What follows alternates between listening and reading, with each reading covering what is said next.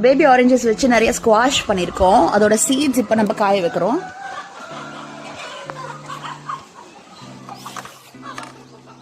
காய வச்சாச்சு. இது வந்து பேபி ஆரஞ்சஸோட தோல் வந்து அவ்வளோ நல்லது. இதை வச்சு நிறைய நம்ம பியூட்டி ப்ராடக்ட்ஸ் பண்ண போகிறோம். அது எப்படின்னு நான் சொல்கிறேன் உங்களுக்கு அப்புறமா. காஞ்சோடனே இப்போ தான் காய வைக்கிறோம். ஸ்டீல் பிளேட்டில் காய வைக்கும் போது ஈஸியாக அதோட இதெல்லாம் பரவும் ஹீட்டு. நான் வந்து இதோட பெரிய பிளேட்டு நான் எடுத்துகிட்டு வந்து மாற்றிடுவேன். ஃபுல்லாக அப்படியே பரப்பி வைக்கணும்.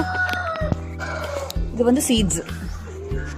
ஆல்ரெடி வேக வச்ச மிக்ஸ்டு ஃப்ரூட்ஸோட பீல்ஸ், தோல்கள் நல்லா காஞ்சிச்சு பாருங்கள். இது பனானா நல்லா உடையுது பாருங்கள், சிப்ஸ் மாதிரி. இது வந்து ஆரஞ்சு.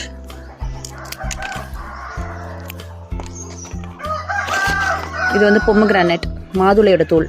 உடையதா பார்ப்போமா காஞ்சிச்சான்னு? இது கொஞ்சம் காயணும், உடையலை.